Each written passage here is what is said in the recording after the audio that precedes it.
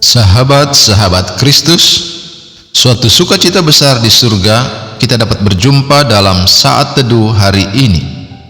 Bagian Alkitab yang akan menjadi bacaan kita hari ini terambil dari kitab Titus pasal 3 ayat 1-7 yang berbunyi demikian.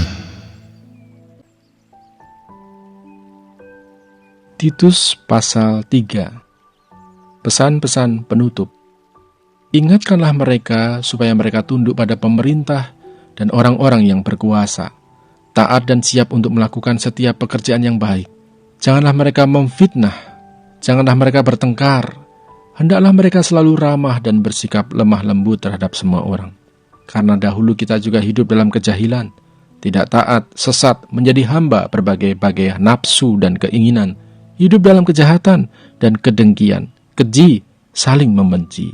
Tetapi ketika nyata kemurahan Allah, Juru Selamat kita, dan kasih-Nya kepada manusia, pada waktu itu Dia telah menyelamatkan kita.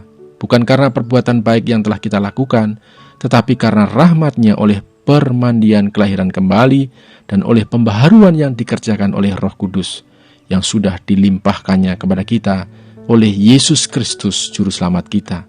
Supaya kita, sebagai orang yang dibenarkan oleh kasih karunia-Nya, berhak menerima hidup yang kekal, sesuai dengan pengharapan kita. Sahabat-sahabat Kristus, ayat hafalan yang akan menjadi perenungan khusus kita hari ini terambil dari kitab Titus pasal 3 ayat 2 yang berbunyi, "Janganlah mereka memfitnah, janganlah mereka bertengkar. Hendaklah mereka selalu ramah dan bersikap lemah lembut terhadap semua orang." Sahabat-sahabat Kristus, kita akan merenungkan nats ini di bawah tema keramahan dari hati. Sahabat-sahabat Kristus, banyak bangsa mengedepankan keramahan sebagai nilai lebihnya di mata bangsa lain.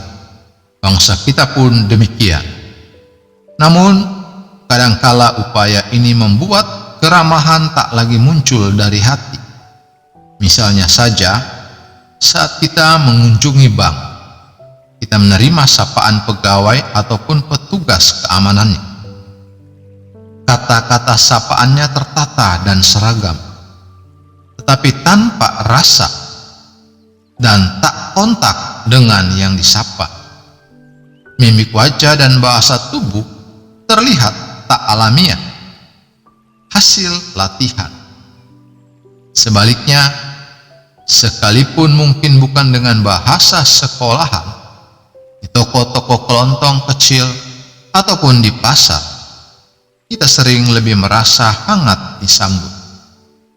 Keramahan yang muncul karena tugas atau dari hati dapat dirasakan bedanya. Sahabat-sahabat Kristus, dalam bacaan kita hari ini, Paulus berpesan melalui Titus agar jemaat pengikut Yesus selalu ramah terhadap semua orang.